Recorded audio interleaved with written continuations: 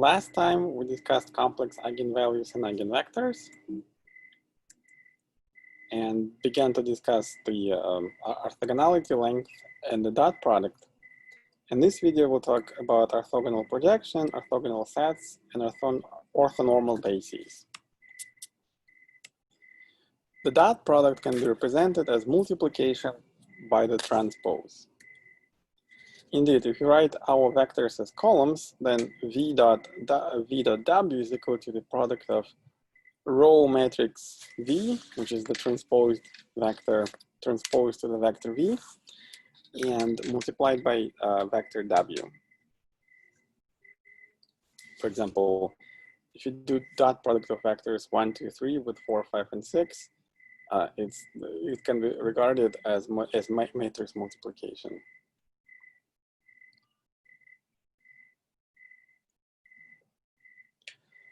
Consider a linear subspace V inside n-dimensional Euclidean space. We write V perp for the set of all vectors which are orthogonal to every vector in V.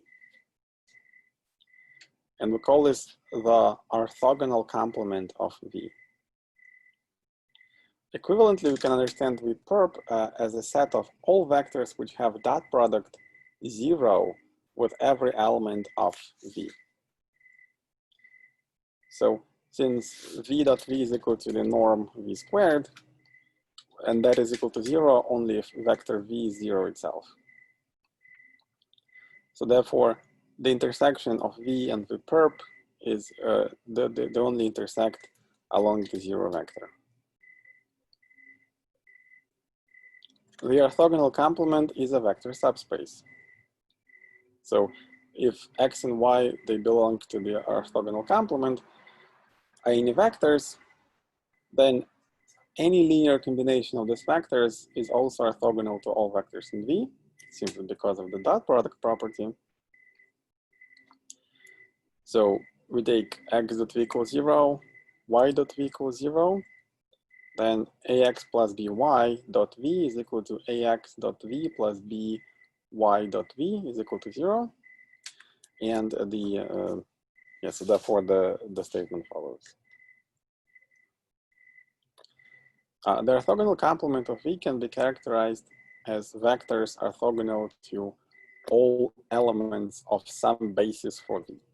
Right? So since every vector in the complement is a linear combination of the basis vectors, therefore it can be done for it suffices to check for every vector from V from the basis.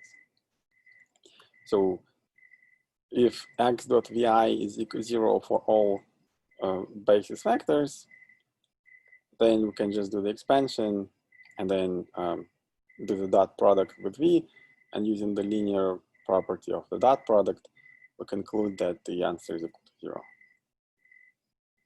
So x is orthogonal to any element of V. This allows us to compute basis for orthogonal complements.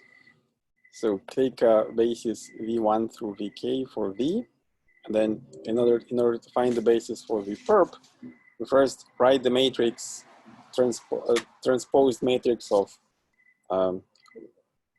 vectors V1 through Vk, and because it's transposed matrix, now its rows will be those vectors.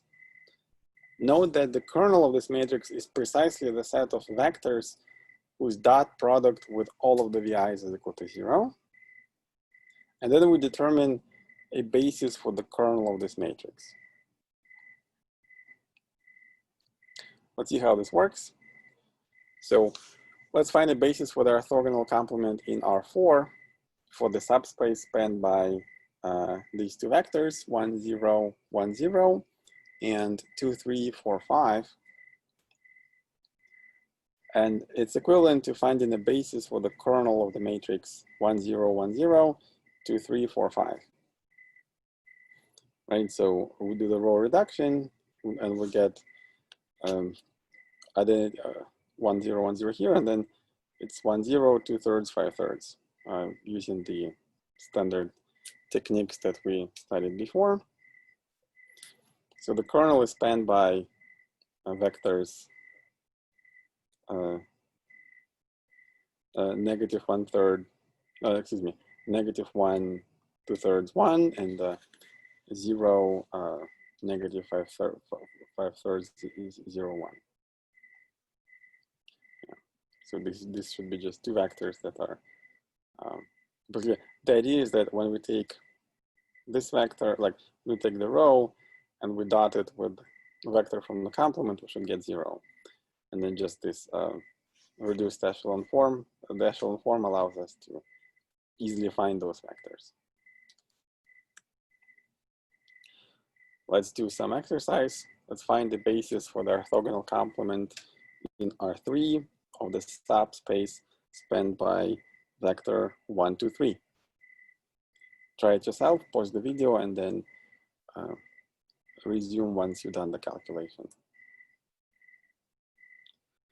So take the row matrix 1 by 3, 1, 2, 3, and because it's just one row, it's already reduced, right? So we can just find two vectors which are orthogonal to this one. You can take, for example, -2, 1, 0 and -3, 0, 1.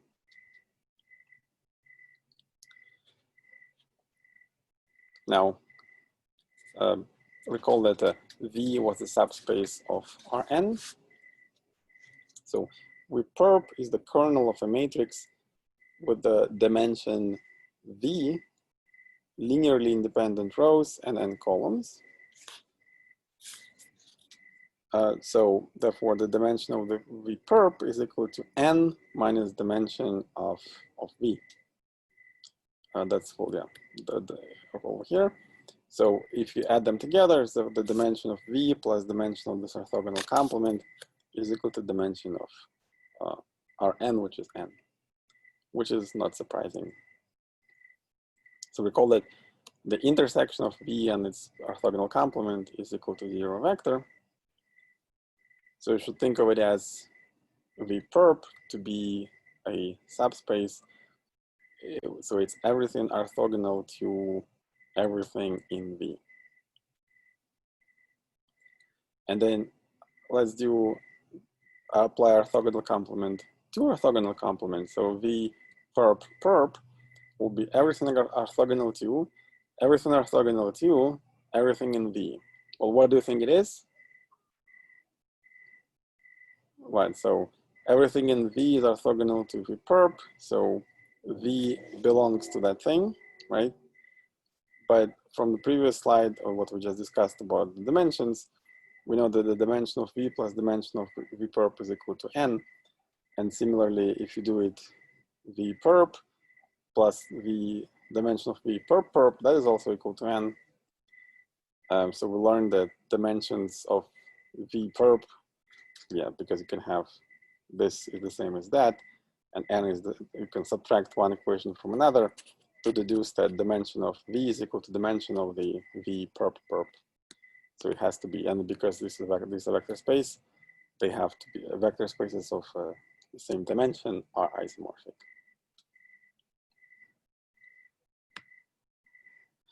So this condition is telling us that everything orthogonal to everything orthogonal to everything in V is already in V. Now that thing is only true when V is the finite dimensional vector space. Here's the theorem. Let V inside Rn be a linear subspace. Then any vector in Rn has a unique expression as sum of a vector in V and a vector in V perp. And in fact, we can make even a more general statement. So given any two subspaces, V and W, such that sum of their dimensions equals to n, and V intersect with W over the 0 vector, any vector in Rn can be written uniquely as a sum of a vector in V and a vector in W. And so let's look at an example. First, we take a subspace in R4 spanned by standard basis vectors E1 and E2. Now, its orthogonal complement is spanned by vectors E3 and E4. So therefore, any vector wxyz can be written as sum of the two wx 0, 0 plus 0, 0 yz. Now let's prove the theorem in general. So take the corresponding bases, v1, v of capital V, and w1 through w of capital W. It's kind of mouthful to say it, but of course it's easy to write it down. You can have your indices have to carry similarity, and suppose that this linear combination is equal to 0. So we have some vectors, some coefficients ai and bj, such that this is equal to 0. So we can move it to the right hand side. So we have this, and then on one side we have vectors in v, and on the other side we have vectors in w. So both are in v intersected w, hence it's 0. Right, so, and since vi and wj are bases, therefore ai and bj also must be 0. And that proves that these vectors are linearly independent, because the only linear combination which is equal to 0 is the trivial linear combination. This linearly independent set has n elements by construction, so it's a basis. Thus, any vector can be written as a linear combination of vectors from this basis. And as we can see, this is a sum of vector in V and a vector in W. So clearly the expression is unique, right? If assume that it's not unique, so we take V and V prime and W and W prime, such that V plus W is equal to V prime plus W prime, then, well, we can move terms around. V minus V prime is equal to W minus W prime, is again at the same time in V and in W, and therefore it's 0. So V equals W prime and W equals W prime. Now let's talk about orthogonal projection. So we have seen that if V is a vector subspace in n-dimensional Euclidean space, then any vector x can be written uniquely as the combination of vectors from V and from its orthogonal complement. The vector V is said to be the orthogonal projection of x.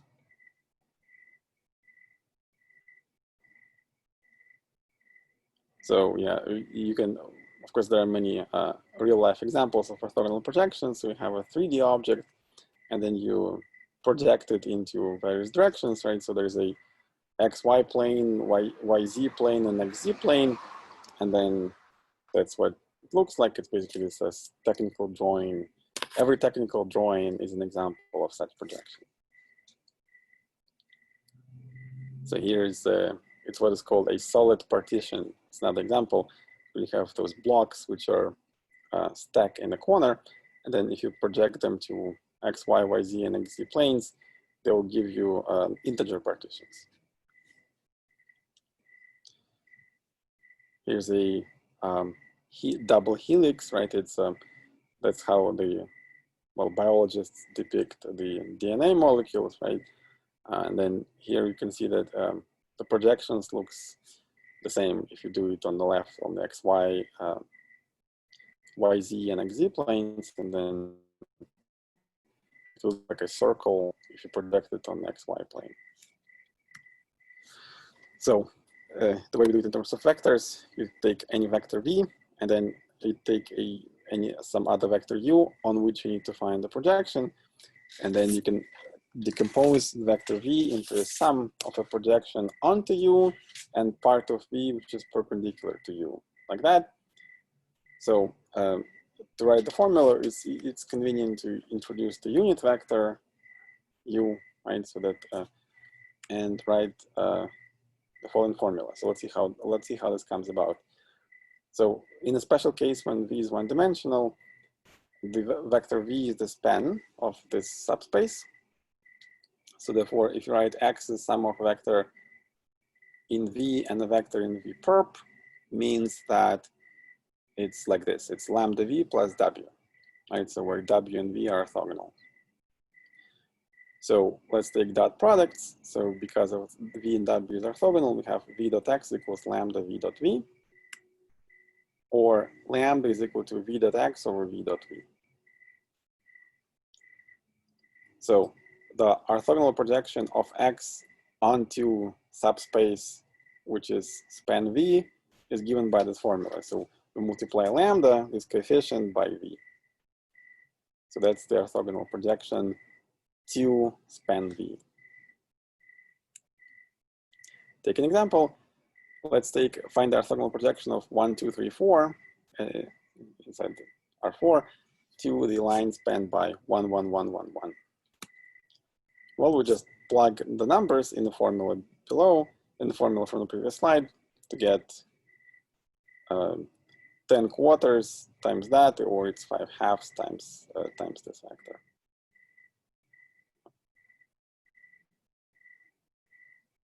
Now, more generally, we have when the dimension of v is more than 1, so say it's k, such that, so we take a basis such that vi dot vj is equal to 0 when I is not equal to j, and in the future we'll call such basis an orthogonal basis.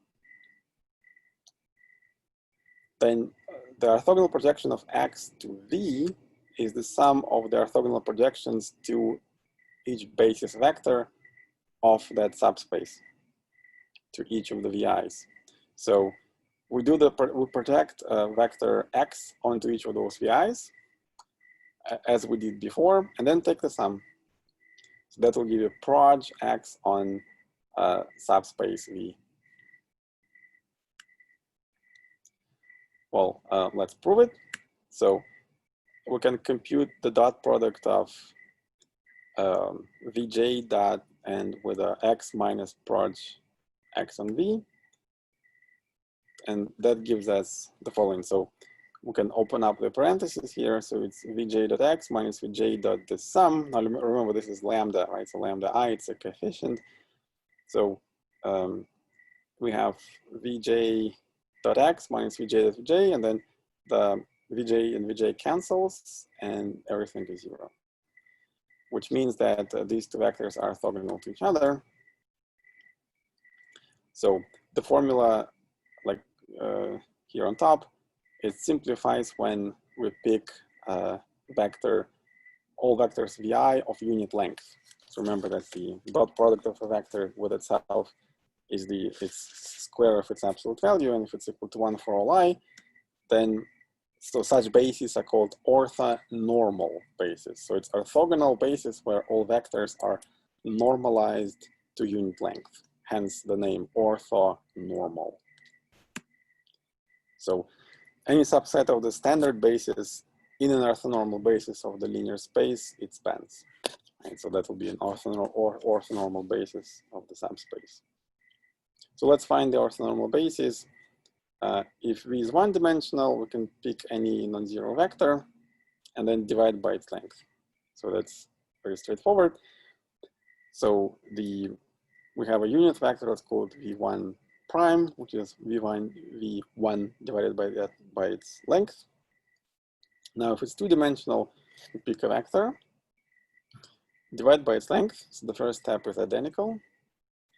And now, if we have a unit vector like this, so we have v1 prime as before, and then we can choose any vector v2 outside of the span v1 prime, which pretty much it's any vector which from the subspace which is not parallel to v1 prime or to v1. So then we compute this orthogonal projection onto v1. So here we have vector v. So right, so v2 will have component on v1 prime and orthogonal component v2 prime. And well, by construction, vectors v1 prime and v2 prime, they form an orthogonal basis. And then we can rescale v2 prime again. So we can rescale v2 prime to get v2 double prime, so that this guy will have a unit length. So vectors v1 prime and v2 double prime form an orthonormal basis.